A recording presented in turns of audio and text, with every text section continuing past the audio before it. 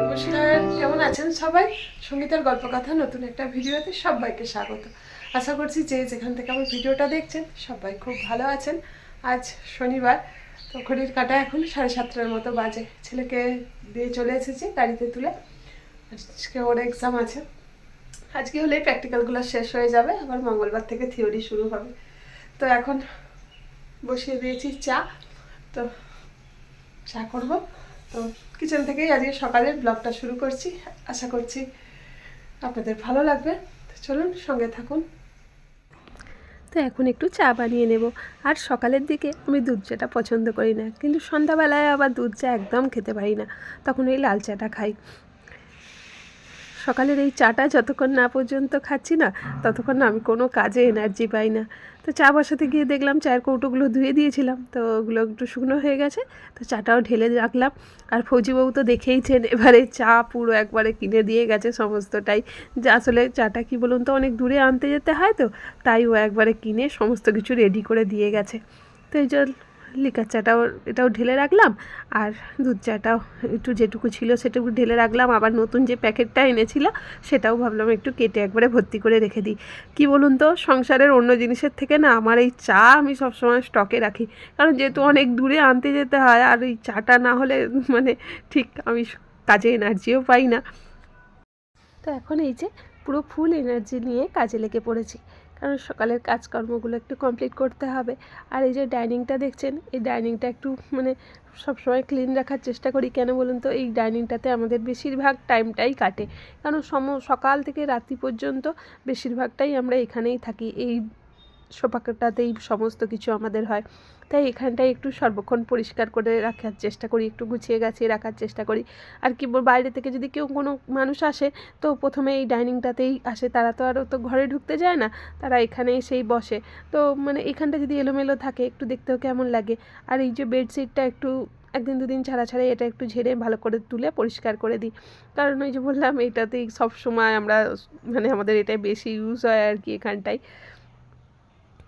আর ঘরদোর দেখবেন একটু পরিষ্কার পরিচ্ছন্ন রাখলে মনটাও খুব ভালো থাকে। যতই মন খারাপ থাকলে দেখবেন ঘর আরও এলোমেলো থাকলে আরও যেন মন খারাপ লাগে, কিন্তু বেশ পরিষ্কার পরিচ্ছন্ন ঘর দেখলে আর মনটা একদম ফ্রেশ হয়ে যায়, তাই না? আমার তো সেটাই মনে হয়। আর কি বলুন তো, আমি বিশ্বাস করি মানে ঘরের চারপাশটা যদি পুরো পরিষ্কার রাখা যায়, ঘরদোর যদি একদম ক্লিন রাখা যায়, তো কোনো নেগেটিভিটি প্রবেশ করতে পারে না, এটা আমার বিশ্বাস আর কি। মানে একটা পজিটিভ এনার্জি কাজ করে। আর এই পজিটিভ এনার্জি কাজ করলে দেখবে মানে শরীর মন সব খুব ভালো লাগে, মানে মনটা বিশেষ করে খুব ভালো থাকে। তো আমার তো এটাই মনে হয়। তো সেই কারণের জন্য, আর আমাদের ফৌজিবাবুকেও দেখেইছেন আপনারা, ও মানে সারাক্ষণ একটু মানে অগোছালো দেখলেই টিকটিক করতে থাকে। তো সেই কারণে ও একটা অভ্যাসে পরিণত হয়ে গেছে, সমস্ত কিছুটা একটু গুছিয়ে টিপটপ করে রাখার চেষ্টা করি। আরও একটা কি বলুন তো, সংসারে যদি এইভাবে নানা কাজে সংসারে নিজেকে ব্যস্ত রাখি না, মানে সবথেকে মনটা খুব ভালো থাকে, মানে মনের মধ্যে কোনো মানে কিছু খারাপ কিছু বাসা বাঁধতে পারে না। আর দেখবেন একটু চুপচাপ বসে থাকলেই না, মানে শুধু যেন উল্টো পাল্টা নানা রকম চিন্তাধারা তো আছেই। বিশেষ করে এখন ফৌজিবাবু নেই, ওর তো একটা টেনশান কাজ করেই, এই রকম ফালতু শুধু চিন্তাধারা এই এই মানে সেই পুরনো সমস্ত কিছু মানে বাসা বাঁধতে থাকে। তো সেই কারণের জন্য এই সমস্ত নিজেকে একটু ব্যস্ত রাখলে দেখবেন কিছু মানে খারাপ কিছু আর আসতেও পারে না। আর এরকম কাজের মধ্যে থেকে কোথায় দিয়ে যে সময়টা পার হয়ে যায় বোঝাই যায় না। এদিকে আমার ঘরদোরও পরিষ্কার হয়ে যায়, আর আমার নিজেরও মনটা ভালো থাকে। তো ওই কারণের জন্য এইভাবেই নিজেকে সারা দিন ব্যস্ত রাখি। আর এই টেবিলটাতেই আমরা খাওয়া দাওয়া করি জানেন। আর মানে বাড়িতে এখানে এসে না, এই কোয়ার্টারে এসে ডবল ডবল আমাদের অনেক কিছু জিনিসই মানে কেনা হয়ে গেছে। যেমন এই ফ্রিজ বাড়িতেও ছিল, আবার এখানে নতুন করে কেনা হয়েছে টিভি, সমস্ত এরকম টুকটাক অনেক জিনিসই এখানে প্রয়োজনের জন্য কিনতে হয়েছে। সেই কারণের জন্য আর ডাইনিং টেবিলটা আর কেনা হয়নি, কারণ বাড়িতেও সেই ডাইনিং টেবিল আছে। শুধুমুধু এক্সট্রা এখানে কিনে না জিনিস বাড়িয়ে লাভ নেই, সেই বাড়ি যাওয়ার সময় এত তখন প্রবলেম হবে। তো ওই কারণের জন্য এই যে একটা ছোট্ট টেবিল, এটা ফৌজিবাবু বানিয়ে এনেছিল নিজের হাতে। তো এইটাতেই আমাদের খাওয়া দাওয়া করি। জিনিস করতে টুকটাক থাকতে থাকতে না এত জিনিস হয়ে যায়। যখন এসেছিলাম প্রথম কোয়ার্টারে, তখন ফৌজিবাবু বলেইছিল মানে সেরকম করে কিছু নেবো না। আর এই 4 বছর দেখুন থাকতে থাকতে এত জিনিস হয়ে গেছে, মানে সংসারের খুঁটি নাটি অনেক কিছুই হয়ে যায়।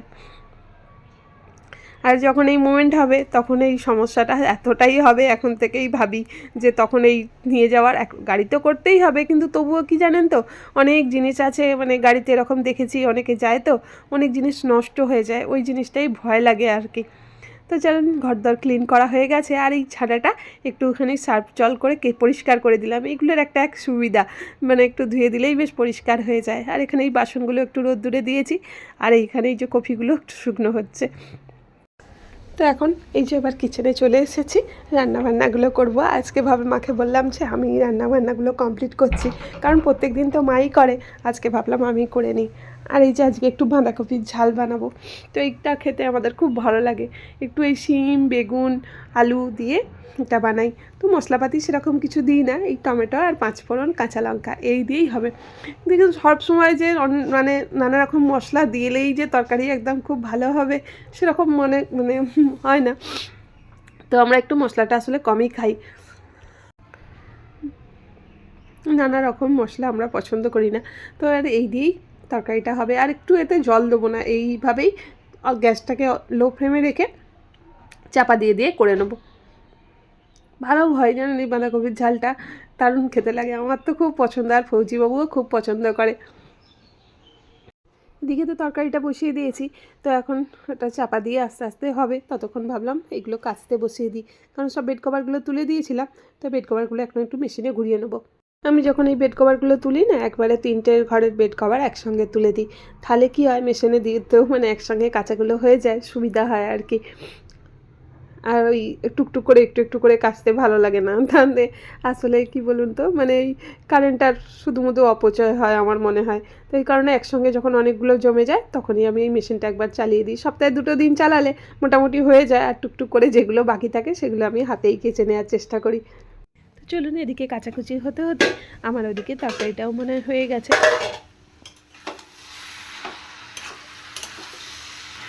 এই যে তরকারি আমার প্রায় কমপ্লিট হয়ে গেছে, দেখুন একটুকু কিন্তু জল দিইনি, সমস্ত কিছুটা ভালোভাবেই সিদ্ধ হয়ে গেছে। জল দিলে না এই তরকারিটার আর স্বাদটা ওই রকম তো ভালো হতো না। তো এই যে গ্যাস কমিয়ে দিয়ে একদম ঢাকা চাপা দিয়ে যা সবজির যে জলটা থাকবে তাতেই যদি এটা হয় না, মানে তরকারির স্বাদটা একটু অন্যরকম হয়। তো চল যাই হোক এগুলো হয়েই গেছে, আর আজকে তো শনিবার, তোমাদের ভেজ আইটেম, আর ভাবছি আর এক্সট্রা সেরকম কিছু করব না, যেমন হালকা পাতলা রান্না করব। এই যে বাঁধাকপির ঝাল হয়ে গেছে, আর একটু বেগুন আর একটু আলু ভেজে নেব, আর ডাল। তো এই দিয়েই আজকে ভাবছি দুপুরে লাঞ্চটা কমপ্লিট করব। আর প্রতিদিন তো সেই নানা রকম তরকারি হয়, তো আজকে ভাবলাম মানে এক একদিন দেখবেন একটু ইচ্ছা করে বেশ একটু ভাজাভুজি দিয়ে খেতে, সেই কারণের জন্য এই আজকে আর বেশি সবজিপাতি করব না। এই যে একটু বেগুন ভেজে নেবো, আর একটু আলুগুলো সিদ্ধ করে রেখেছিলাম একটু একটু পোস্ত দিয়ে ভেজে নেবো, ছেলেটা ওরকম আলু পোস্ত দিয়ে ভাজলে পছন্দই করে। তো এই যে তেলের কৌটোটাও খালি হয়ে গিয়েছিল, তো এবার ভাবলাম তেলের প্যাকেটটাও ঢেলে নিয়ে একবারে রান্নাগুলো কমপ্লিট করে তারপরে বাকি কাজগুলো সারবো। আর এই এক্সামের জন্য এখন টিউশন যাওয়াও বন্ধ, নাহলে আজকে তো স্যাটারডেতে টিউশনও থাকে, বাইরে আমাকে নিয়ে যেতে হতো। ফৌজিবাবু ছিল এতদিন ওই করতো, আজ থেকে আমার ডিউটি পড়তো, কিন্তু সেটাও আজকে আমার আর করতে হবে না, কারণ ছেলেটা আজকে মানে এক্সামের জন্য আর টিউশনও বন্ধ করে দিয়েছে, টিউশনও যাবে না। তো সেই কারণের জন্য এই সকালবেলা সন্ধ্যাবেলাটা না, মানে আমার সকাল থেকেই শনিবার বা বুধবার টেনশান হতে থাকে, রবিবার যে আজকে টিউশন যেতে হবে, আজকে টিউশন যেতে হবে, এই একটা টেনশান মাথার মধ্যে চলতেই থাকে। তো দেখুন কথা বলতে বলতে আমার এদিকে এই যে পোস্ত দিয়ে আলুগুলোও ভেজে নিয়েছি, আর এদিকে বেগুনটাও ভাজা হয়ে গেছে।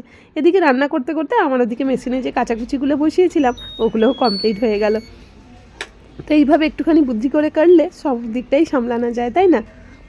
ঘড়ির কাঁটায় এখন 12টার মতো বাজে, আর একটু রেডি হয়ে নিয়েছি, স্নান করে একটু ক্যান্টিনে যাব, একটু সবজিপাতি একটু ফল টল আনার আছে, তো এই জন্য টুকটাক জিনিসগুলো নেবো।